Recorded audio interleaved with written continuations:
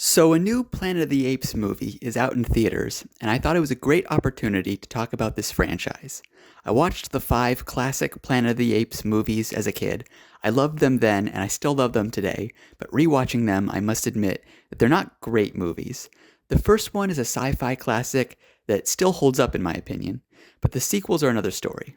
You see, after the success of the first one, the studio capitalized on that success by greenlighting a bunch of sequels as fast as possible.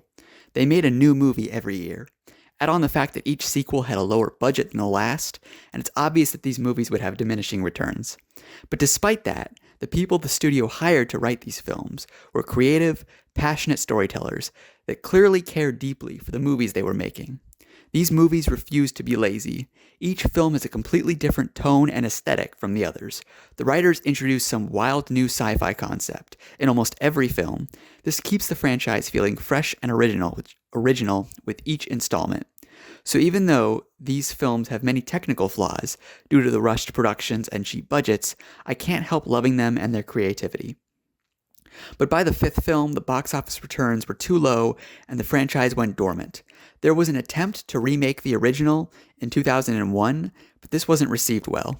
Then, in 2011, the franchise somehow returned, and this time, it was actually hugely successful. We're now 4 movies into this reboot era, and it shows no signs of slowing down. So why are these reboots so successful? Well, I think the best way to answer that is to compare the new movies to the 2001 film. The 2001 film is a remake of the original. As I previously mentioned, the original is a classic that can't be improved upon.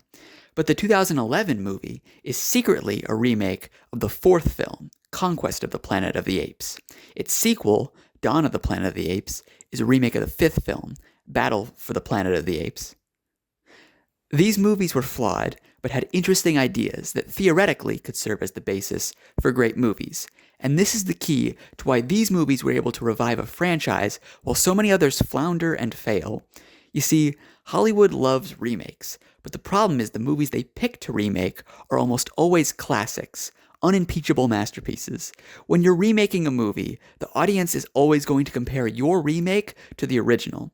So even if your remake is pretty good, if the original is absolutely fantastic, they're still going to be harsh in their criticism of your movie.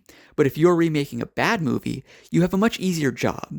Your remake doesn't even have to be good, it just has to be better than the original. The 2001 film was a remake of a great film, but the new movies are remakes of bad films with great ideas, and that's what we need more of.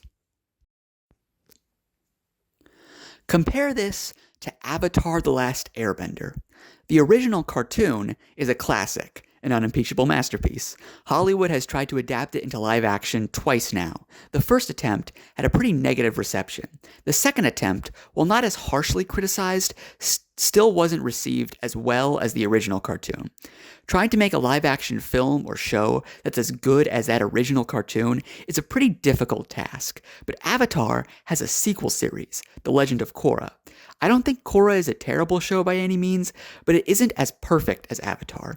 It has a few flaws that could be improved upon. So why not, instead of trying and failing to adapt an already perfect show, take the flawed show and remake that into live action, while fixing its flaws in the remake? Again, it doesn't even have to be as good as Avatar. It just has to be better than the original Korra to justify its own existence. Another example is the Disney live-action remakes. For some reason, Disney always picks its most beloved animated movies to remake. A lot of these films come from the Disney Renaissance, a period known for Disney's critical and commercial success. If you try to do that, you're already fighting an uphill battle from the get-go. A better idea is to remake movies from the 1970s and 80s, a period in which Disney made films that weren't so successful. That would be significantly easier.